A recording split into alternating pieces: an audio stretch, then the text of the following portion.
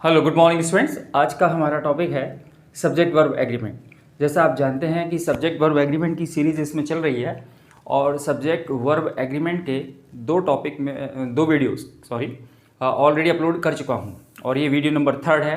तो video number 3 को हम स्टार्ट करते हैं। चलिए, कितने कॉन्सेप्ट्स हो गए थे? शायद 7-8 समथिंग हो गए थे, 8 हो गए थे, है ना? ठीक है, तो कॉन्सेप्ट नंबर 9 लेकर चलते हैं। आज की जो क्वेश्चंस बता रहा हूँ अच्छे क्वेश्चंस हैं, देखिएगा। जैसे मैंने लिखा 1 प्लस फ्रैक्शन, 1 प्लस फ्रैक्शन, ये दो तरह से आता है क्वेश्चन। पहले मैं आपको शॉर्ट एक तरीके से बता देता हूँ, समझ लीजिए। फ्रैक्शन जैसे आपने मैथ्स में भी पढ़ा होगा, जैसे हम मैथ्स में भिन्न कहते हैं, है ना? ये वही चीज़ है, आपको इंग्लिश में लिखना है इस तरह से। इस पर क्वेश्चन बनता है। ये आगे फॉर्मेट मैंने पूरा नहीं लिखा है, पहले आप इतना ही समझ लीजिए, क्योंकि एक क्वेश्चन तो इस पर बनता है। तो 1, अगर इसके साथ कोई भी फ्रैक्शन है, 1/3 या यही लिख देता हूँ 1/3 है, 1/4 है, इस तरह के है, तो याद रखिए ये जो फ्रैक्शन है कैसा बनेगा? सिंगुलर। सिंगुलर कब बनेगा? जब आपके ये 1 वर्ड दिया हुआ है, 1 के साथ सिंगुलर फ्रैक्शन आएगा। 1/3, 1/4, 1/5 कोई भी होगा, उसमें एस नहीं लगेगा, यानी कि प्लूरल नहीं होगा। ठीक है, लेकिन अगर 1 के अलावा कोई दूसरा नंबर है तो फिर क्या होगा सर? तो फिर ये आप लिख लीजिए यहां पर ऐसे, any other number, any other number. ठीक है, 1 के अलावा कोई दूसरा नंबर है, 2 है, 3rd है, 4th है, और फिर वही है, फ्रैक्शन है आपका, तो फिर फ्रैक्शन प्लूरल बनेगा। ये दो चीज़ें समझ लीजिए आप, है ना? थोड़ा सा वो कंजस्टेड हो गया है, अलग अलग है, ये अलग है, ये अलग है। ठीक है, इस तरह से लिख लीजिएगा। ठीक है, फिर से समझ लीजिएगा। अगर फ्रैक्शन के पहले 1 लिखा हुआ है तो फ्रैक्शन आपका सिंगुलर होगा, कुछ इस तरह से। 1 लिखा हुआ है, फ्रैक्शन यहाँ पे 3rd है, 4th है, 5th है, जो भी है इस तरह से लिखा जाएगा। और अगर 1 के अलावा कोई दूसरा नंबर है, सपोज 2 है, तो फिर ये प्लूरल हो जाएगा। 2/3 ना होकर 2/3 हो जाएगा, 2/4 ना होकर 2/4 हो जाएगा, 2/4 हो जाएगा। ठीक है, तो एक क्वेश्चन तो हमारा इसी पर बनता है सीधा सीधा। ठीक है, तो एक चीज मैंने आपको यहां बता दी। अभी फॉर्मेट पूरा नहीं लिखा हुआ है, आगे देख सकते हैं प्लस लगा हुआ है इसमें। 1/3, 1/4, 1/5 सिंगुलर रहेंगे, और 1 के अलावा कोई दूसरा नंबर है, यहाँ पे 2 है, 3 है, 4 है, कोई भी है, तो फिर ये फ्रैक्शन प्लूरल बनेगा, यानी कि एस लगाना है आपको। ठीक है, अब इस फॉर्मेट को हम पूरा कर लेते हैं। Of plus subject plus verb, ये ध्यान रखना है। अब ये जो वर्ब आएगी ना, इस वर्ब का सब्जेक्ट ये होगा। ठीक है, इसी वाले क्वेश्चन को मैं कंप्लीट करता हूं। जैसे 1/3 या 4th कोई भी लिख दें, ऑफ, अगर नाउन होगा तो आर्टिकल द लगेगा, प्रोनाउन होगा तो कुछ नहीं लगेगा, इसलिए मैंने आर्टिकल द नहीं लिखा है। 1/3 of the students, 1/3 of the students. अब ये देखिए स्टूडेंट्स प्लूरल है, ठीक है ना? जनरली प्लूरल ही आएगा इसमें। अगर कोई नाउन आएगा तो दो ही प्रकार के नाउन आएंगे, वो भी समझ लीजिए आप। या तो नाउन प्लूरल होगा या फिर नाउन अनकाउंटेबल होगा। ठीक है, जनरली अगर सिंगुलर नाउन होगा तो वो किसी डेमोन्स्ट्रेटिव प्रोनाउन के साथ लगा होगा। आगे देखते हैं उसको अपन। 1/3 of the students are absent today, absent today, 1/3 of the students are absent today. तो ये रहा हमारा सब्जेक्ट, उसके अकॉर्डिंग ये वर्ब आ गई है आपकी। ठीक है, उसी तरह से ये भी हो सकता है 2/3 of the students are absent today, ये हो जाएगा। आ गया समझ में?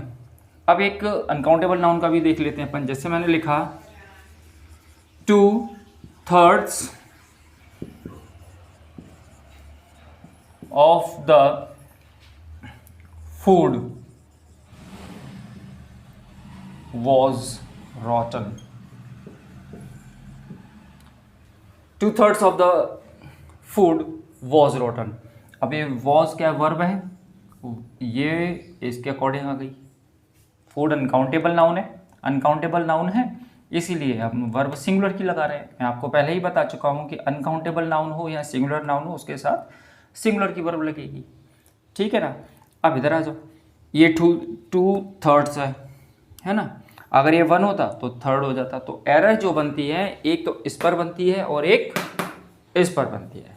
समझ में आ रही है बात जो मैं समझा रहा हूँ? ठीक है, एक क्वेश्चन अपन और देख लेते हैं। जैसे मैंने लिखा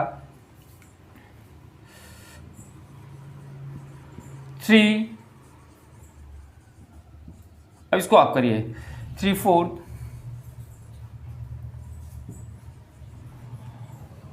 of the work,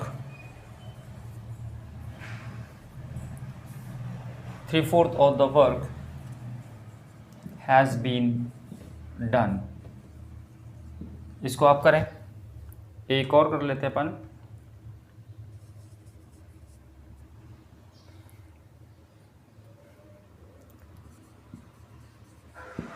1/3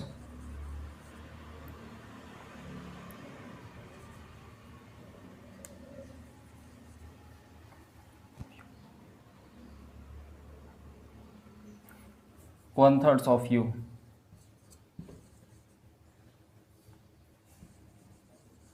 were not playing there।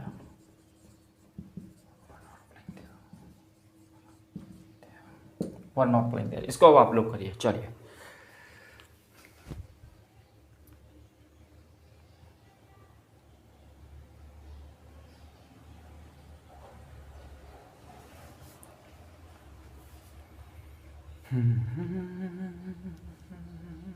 आप इस फ्रैक्शन से मिला लें और कर लें। तो देखिए, मैं आपको बता रहा हूँ, जब भी फ्रैक्शन वाला क्वेश्चन आए तो सबसे पहले तो आपको एरर फर्स्ट पार्ट में ही देखनी है। ठीक है ना। तो फर्स्ट पार्ट देख लेंगे हम। अभी सॉरी, ये वाला क्वेश्चन था ना हमारा, नंबर डाल देते हैं अपन। ये हो गया 1 2 3 एंड 4। ये देखिए, ये वाला थर्ड क्वेश्चन नंबर थर्ड को देख लीजिए आप। 3 लिखा हुआ है, मैंने क्या लिखा, एनी अदर नंबर, यानी 1 के अलावा कोई दूसरा नंबर है तो फ्रैक्शन कैसा आएगा, प्लूरल आएगा। ठीक है ना, यही लिखा हुआ है ना। और 1 है अगर, तो फ्रैक्शन कैसा आएगा, सिंगुलर आएगा। ठीक है, तो ये देखिए, ये 1 के अलावा दूसरा नंबर है, 3 है तो फिर ये प्लूरल नंबर आएगा। 3 है ना, एनी अदर नंबर है तो प्लूरल आएगा फ्रैक्शन। तो ये फोर्थ हो गया। आगे बढ़ते हैं। एक इस वर्ब पर आती है, एक इस तरह के क्वेश्चन में एरर 2 ही जगह पर आती है। एक आती है आपके फ्रैक्शन में और एक आती है वर्ब को लेकर। तो ये जो वर्ब लगती है ना, ये वर्ब लगती है सब्जेक्ट के अकॉर्डिंग। तो ये वर्ब कैसा है, अनकाउंटेबल नाउन की कैटेगरी में आएगा तो सिंगुलर वर्ब लगेगी। ये अनकाउंटेबल नाउन सिंगुलर वर्ब, ये सही है हमारा। आगे इधर आ जाओ। अब ये देखिए, 1 है तो फ्रैक्शन कैसा होगा, सिंगुलर होगा। ये 1 है तो ये थर्ड्स प्लूरल लगा हुआ है, तो ये यहाँ पे एस क्या कर रहा है, एस को हटाओ यहाँ से, 1/3 हो गया ऑफ यू। अब इधर आ जाओ, ये वर्ब किसके अकॉर्डिंग लगेगी, इसके अकॉर्डिंग लगेगी।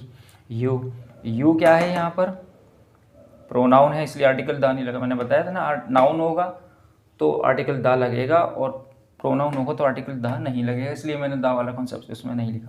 यू के अकॉर्डिंग वर आ रहा है। आ रही बात समझ में?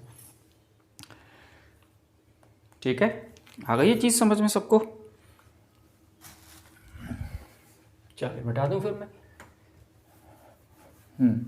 जिसको अगर समझ में नहीं आ रहा है वो नोट ज़रूर कर लें, है ना। और फिर मुझे क्लास के बाद डिस्कस कर लें कि सर ये चीज़ हमें नहीं आ रही है।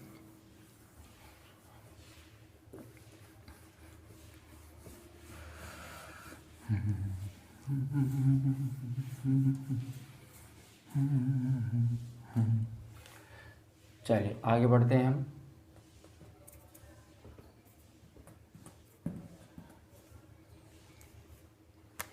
आगे है, अब मैं आपको ये क्वेश्चंस करा रहा हूँ। जैसे मैंने लिखा, पहले मैं डायरेक्ट क्वेश्चन लिख रहा हूँ आपको। Oh sorry, concept number concept number आप डालें आप 10, है ना। कॉन्सेप्ट नंबर 10 पर पहुँच गए हम। इसको हम इस तरह से समझे, जैसे मैंने लिखा, the quality of these apples mangoes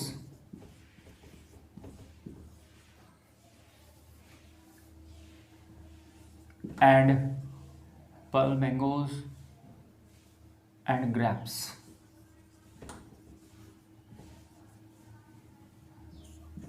Not good. अब आप इसमें हेल्पिंग वर्ब क्या भरोगे, इज या आर, ये बता दीजिए आप मुझे।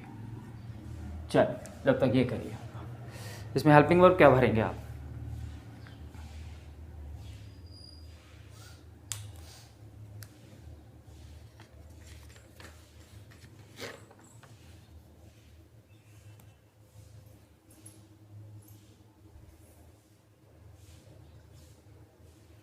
आया किसी को?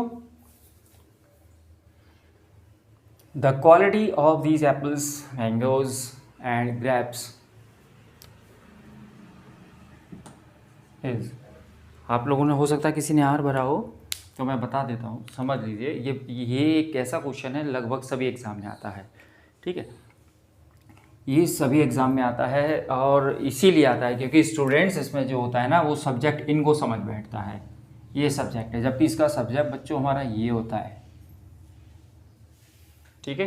अब आपको मैं इसके लिए एक बता दूं, अगर आप लोग जानते हो, एक वर्ड होता है फ्रेज। फ्रेज का मतलब जानते हैं आप लोग? फ्रेज वर्ड क्या होता है? फ्रेज होता है अ ग्रुप ऑफ वर्ड्स, यानी कि शब्दों का समूह, ठीक है। जब भी कभी हमें सब्जेक्ट पहचानना ना आए, सब्जेक्ट में हमें कन्फ्यूज़न हो कि सर सब्जेक्ट हम पहचान ही नहीं पा रहे, इसका सब्जेक्ट क्या है, तो ध्यान से देखिए, इसको दो तरह से समझ सकते हैं हम। जो बच्चे फ्रेज समझते हैं तो उनके लिए मैं इस तरह से कहना चाहूँगा कि ग्रुप ऑफ वर्ड्स का जो रूट वर्ड होता है, जो मेन वर्ड होता है, और वो नाउन होगा, ठीक है। ग्रुप ऑफ वर्ड्स का यानी कि फ्रेज का जो रूट वर्ड होगा, यानी कि वो नाउन होगा, उस नाउन के अकॉर्डिंग वर्ब लगाते हैं हम, ठीक है ना। जैसे ये पूरा क्या है, ये ग्रुप, ये पूरा फ्रेज है, ये पूरा का पूरा फ्रेज एक सब्जेक्ट बनकर आ रहा है हमारा, ठीक है। अब इसमें आती है बात कि सर इसमें तो बहुत सारे नाउन हो गए, 1 2 3 4 नाउन हो गए, ठीक है। लेकिन मैंने क्या बोला, जो मेन वर्ड होगा, रूट वर्ड होगा, वो ये है हमारा, ये वाला नाउन हमारा रूट वर्ड है, ठीक है ना। समझ में आ गई? नहीं आई है तो दूसरी तरीके से समझ लो इसको, है ना। जो बच्चे ये नहीं जानते कि फ्रेज, सर ये फ्रेज क्या होते हैं, ये तो हम जानते ही नहीं है ना, तो कोई बात नहीं, है ना, लेकिन जानना तो उनको भी पड़ेगा। फिर भी मैं इतना ही कहना चाहूँगा कि फ्रेज एक वो शब्द होता है जो शब्दों के समूह को, है ना, उसमें 2 शब्द भी हो सकते हैं, 3 भी हो सकते हैं, 10 भी हो सकते हैं, शब्दों के समूह को फ्रेज कहते हैं, ठीक है। चलिए, अगर आप सब ऐसे नहीं समझ पा रहे हैं तो दूसरी तरीके से समझ लीजिए। अगर जब भी आपको लगे कि इसका तो सेंटेंस में सब्जेक्ट पता ही नहीं चल रहा है, बहुत लंबा जा रहा है सब्जेक्ट, है ना, तो आपको इसके लिए क्या करना है, उस सेंटेंस की फर्स्ट प्रपोजिशन को ढूंढना है। First preposition. अब प्लीज़ कोई ये ना कह दे कि सर मैं तो प्रपोजिशन ही नहीं जानता। प्रपोजिशन नहीं जानता तो फिर वो डैश डैश डैश, ठीक है। Preposition to, at, on, if, है ना, सॉरी इफ नहीं, to, at, on, from, of, for, with, ये सब प्रपोजिशन होती हैं, ठीक है ना। अपन प्रपोजिशन वाले चैप्टर में अच्छे से क्लियर करेंगे, इसको समझिए। तो मैं कहना ये चाह रहा था कि पूरे वाले सेंटेंस की जो फर्स्ट प्रपोजिशन होती है, जो फर्स्ट प्रपोजिशन होती है उसके ठीक पहले वाला नाउन, ठीक है। पूरे सेंटेंस में की पहली प्रपोजिशन का सेंटेंस को हम इस तरह से पढ़ेंगे तो ये हो गया आर्टिकल हो गया, ये नाउन हो गया। मान लीजिए ये हमें नहीं मालूम क्या है, छोड़ दीजिए इसको, ये तो मालूम है आर्टिकल दा है, प्रपोजिशन ये हो गई हमारी। अब तो प्रपोजिशन के पहले वाला वर्ड जो होगा, पहले वाला जो नाउन होगा वो हमारा वाक्य का सब्जेक्ट होगा और उसी के अकॉर्डिंग हम वर्ब को यूज करते हैं। तो ये जो इज आया है ना बच्चों, ये एप्पल्स, मैंगोज, ग्रेप्स के अकॉर्डिंग नहीं आया है, ये इस क्वालिटी के अकॉर्डिंग आया है, ठीक है। अगर दूसरी बात अगर समझ सके तो ऐसे भी समझे, क्योंकि प्रपोजिशन के बाद तो हमेशा ऑब्जेक्टिव केस आते हैं और ये नाउन है, तो नाउन का सब्जेक्टिव केस और ऑब्जेक्टिव केस सेम रहता है, ठीक है ना। तो ये तो ऑब्जेक्टिव केस है और सेंटेंस में जो वर्ब लगती है ना वो हमेशा सब्जेक्ट के अकॉर्डिंग लगती है। ये वाले जो नाउन है ये हमारा सब्जेक्ट है। कैसे पता चल रहा है? क्योंकि ये प्रपोजिशन के पहले लिखा हुआ है। प्रपोजिशन के बाद हमेशा ऑब्जेक्टिव केस लिखे जाते हैं और प्रपोजिशन के पहले हमेशा सब्जेक्टिव केस लिखे जाते हैं, और वर्ब जो लगती है सब्जेक्टिव केस के अकॉर्डिंग लगती है। ठीक है, ऐसे समझ। एक क्वेश्चन और मैं आपको बताता हूं ऐसा ही।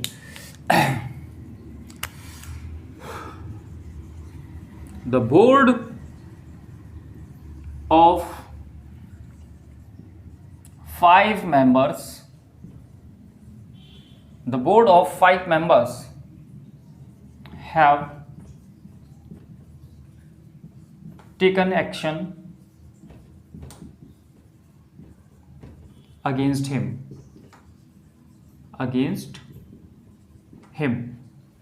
The board of 5 members, इस तरह से आती है ये एरर में, the board of 5 members have taken action against him। ठीक है, तो वही वाली ऑफ प्रपोजिशन हो गई है ना, और प्रपोजिशन के पहले वाला वर्ड है, ये ग्रुप ऑफ फ्रेज हो गया पूरा। ठीक है, ये जो हमारा पूरा वर्ड है ग्रुप ऑफ वर्ड्स है, इसलिए नाउन फ्रेज हो गया। ठीक है, प्रपोजिशन के पहले लिखे जाते हैं सब्जेक्टिव केस। अब आपको ये लग रहा होगा कि बच्चे को ये लगता है कि ये रही वर्ब, वर्ब के पास वाला वर्ड जो होता है वो सब्जेक्ट होता है, इसीलिए एग्जाम में आता है। तो इसका सब्जेक्ट ये नहीं है, इसका सब्जेक्ट हमारा बोर्ड है। अब चूंकि बोर्ड सिंगुलर है तो फिर ये हैव कैसे आ जाएगा, यहाँ पर आएगा फिर has. The board of 5 members has taken action against him. आ रहा है समझ में?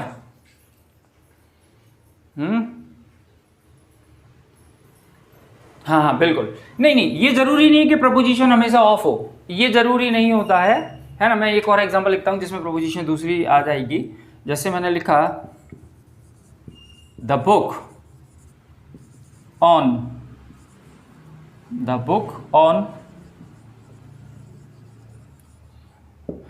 English grammar,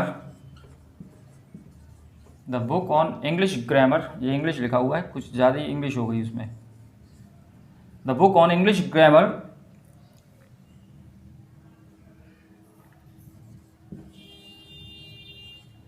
helps us to improve our grammar, चलिए अब इसको करके बताइए आप।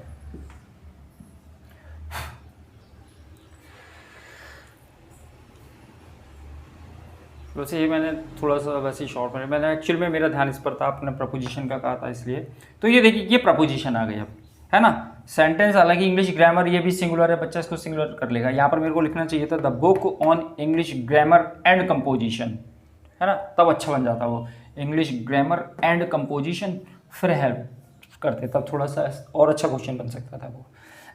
एक्चुअली में मैं आपको सिर्फ ये बताना चाह रहा था प्रपोजिशन। तो ये ज़रूरी नहीं कि प्रपोजिशन ऑफ आएगा, ये और भी कोई दूसरी प्रपोजिशन आ सकती है। इसीलिए मैंने यूज़ किया कि सेंटेंस की जो फर्स्ट प्रपोजिशन हो उसके ठीक पहले वाला जो नाउन होगा वही हमारा सब्जेक्ट होगा। अब चूंकि ये बुक है, ये नाउन है, सिंगुलर है, तो सिंगुलर की वर्ब आ रही है हमारी यहाँ पे, तो इसका आंसर नो एरर, कोई गलती नहीं है इसमें। ठीक है, नोट कर लीजिए फटाफट। चलिए कॉन्सेप्ट नंबर 11 की तरफ बढ़ते हैं।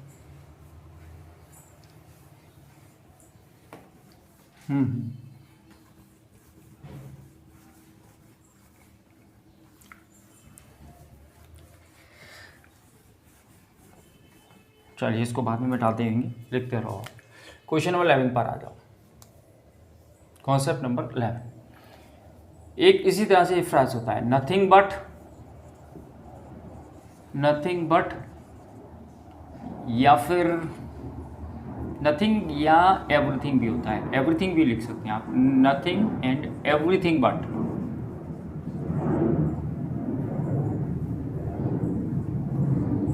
समझ लीजिए ये भी एक फ्रेज होता है, नथिंग बट और एवरीथिंग बट, दो वर्ड से मिलकर बना है। ठीक है, इसके साथ में नाउन कैसा भी आ सकता है, सिंगुलर नाउन भी आ सकता है, ये ऐसा लिखा है मैंने कि सिंगुलर नाउन, या फिर नाउन आ सकता है प्लूरल नाउन, अनकाउंटेबल नाउन नहीं आएगा इसके साथ। ठीक है, सिंगुलर नाउन या प्लूरल नाउन, लेकिन वर्ब हमेशा सिंगुलर की रहेगी, ये ध्यान रखना। इसको मैं पूरा लिख रहा हूं जैसे क्लियर रहे आपको, वर्ब हमेशा ही सिंगुलर की वर्ब रहेगी इसके साथ। ठीक है ना। जैसे मैंने लिखा नथिंग बट, हाँ इसके साथ अनकाउंटेबल नाउन भी आ जाएगा, बिल्कुल सही है, आ जाएगा। नथिंग, पहले एक एक करके एग्जांपल देखते हैं। नथिंग बट ट्रीज,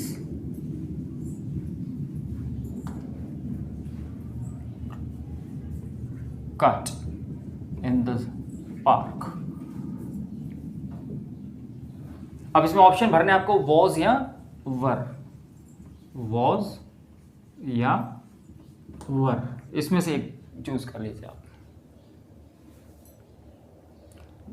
ठीक है, तो ये देखिए नथिंग बट लिखा हो, नथिंग बट हो या एवरीथिंग बट, ये बट दोनों के साथ है, नथिंग बट या एवरीथिंग बट, दोनों में से कोई सा भी हो।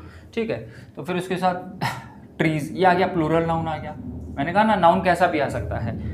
ठीक है, लेकिन वर्ब हमेशा सिंगुलर की आएगी, यानी कि वॉज, वर्ब हमेशा सिंगुलर की आएगी।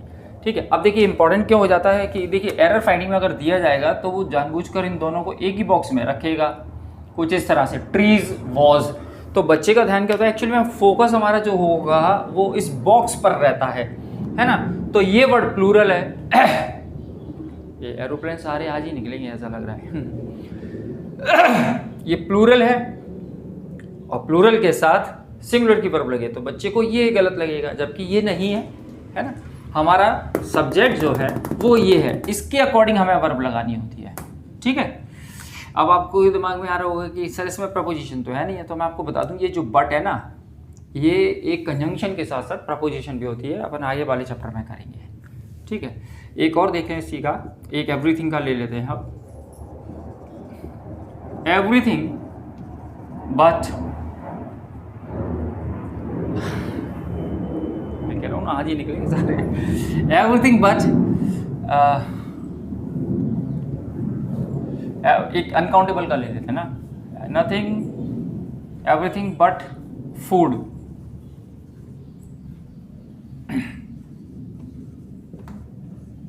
has been provided them, has been provided them। ठीक है, ये देखिए ये रहा इसके अकॉर्डिंग सिंगुलर वर्ब। अब चूंकि अनकाउंटेबल नाउन रहेगा तो सिंगुलर वर्ब आ ही जाएगी, बच्चा अगर इसको देखकर भी लगा देगा तो वो सही कर लेगा, इसीलिए ये इंपॉर्टेंट नहीं होता है। ठीक है ना, आपके मैं एक बात बता दूं, ये जो आपको आता है ना प्लूरल नाउन वाला आता है ज़्यादा, क्योंकि वही तो कन्फ्यूजन क्रिएट करता है। सिंगुलर नाउन होगा या अनकाउंटेबल नाउन होगा वो कोई कन्फ्यूजन करेगा ही नहीं बच्चे को, वो सीधा कर लेगा उसको। प्रॉब्लम तो केवल प्लूरल नाउन वाला करता है, इसलिए प्लूरल नाउन वाले का ध्यान रखें विशेष। ठीक है, नोट कर लें सभी लोग।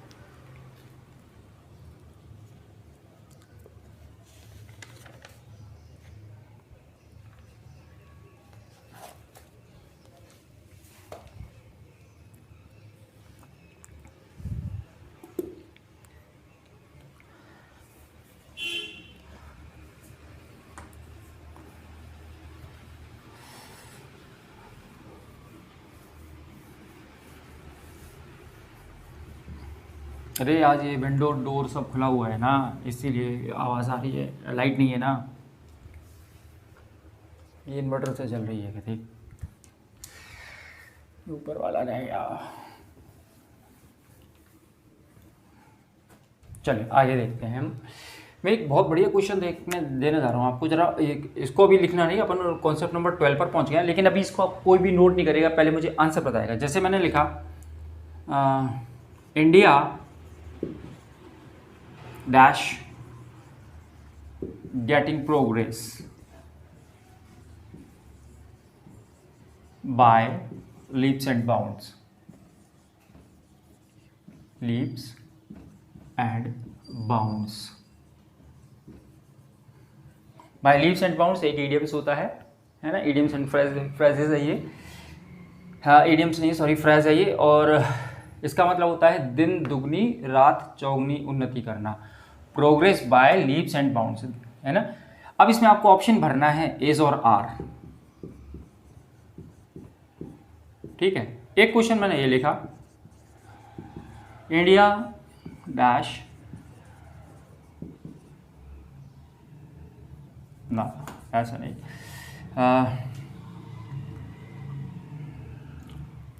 अच्छा यही वाली हेल्पिंग वर्ब ले लेते तो चलो, है ना, अलग से ना लें वरना आप कंफ्यूजन हो सकता है आपको। वेल टुडे, चलिए इसमें भी यही वाले ऑप्शन है, इसको करके दिखाइए आप, बढ़िया क्वेश्चन है, जिसको आ जाए वो करे।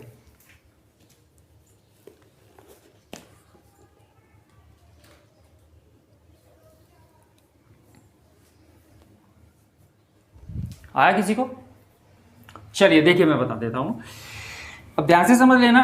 इसमें आएगा इंडिया इज, इसमें आएगा इंडिया आर, ठीक है। वो कैसे होता है ध्यान से समझ लीजिए, सेम वर्ड यूज किया है मैंने इसीलिए, है ना, लेकिन हेल्पिंग वर्ड दोनों में अलग अलग यूज हो रही हैं। तो ध्यान से देखिए, इसको दो तरह से समझेंगे हम, कि यहाँ पर हमारा इंडिया से मतलब है, इंडिया कंट्री से मतलब है, India is getting progress by leaps and bounds, पूरा देश दिन दुगनी रात चौगुनी उन्नति कर रहा है ना, पूरा देश। यहाँ पर इंडिया देश से मतलब है, ठीक है। और यहाँ पर इंडिया से क्या मतलब है, एक टीम से मतलब है ना। इंडिया वर्ड जो है वो इंडियन टीम को रिप्रेजेंट कर रहा है यहाँ पर, पूरे देश के बारे में। अब जैसे India are playing well today, India आज अच्छा खेल रहा है, इसका मतलब क्या हुआ, पूरा देश थोड़ी खेल रहा है, 140 करोड़ पॉपुलेशन पूरी थोड़ी ना खेल रही है भाई। लेकिन हाँ, इसमें प्रोग्रेस ये पूरे देश को लेकर बात हो रही है, प्रोग्रेस हमारा हर भारतीय कर रहा है। और यहाँ पर हर भारतीय क्रिकेट उस वक्त क्रिकेट नहीं खेल रहा है वहाँ उस ग्राउंड में, है ना।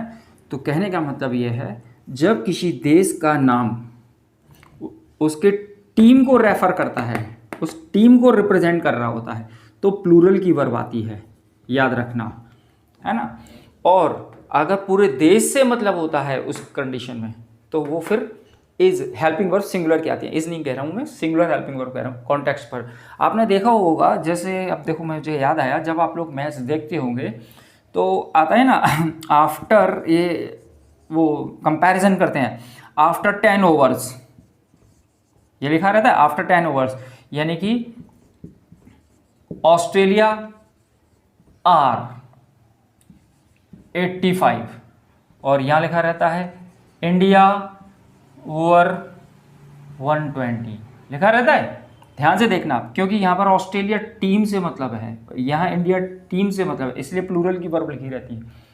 नहीं देखा तो आज ही यूट्यूब पर जाकर देखना कभी भी, है ना। जब टारगेट चेस करना होता है, कंपैरिजन करते हैं ना, कि 10 ओवर के बाद ऑस्ट्रेलिया ने इतने रन बनाए हैं और 10 ओवर के बाद इंडिया ने इतने रन बनाए थे, यानी इंडिया पहले खेला है, यानी इंडिया के 10 ओवर में इतने रन थे। तो ये देखिए प्लूरल की वर्ब, और आज ही जाकर देखिएगा आप, ठीक है। ये बहुत अच्छा क्वेश्चन है, बहुत अच्छा क्वेश्चन है ना। जनरली स्टूडेंट्स इसमें गलतियां कर बैठते हैं।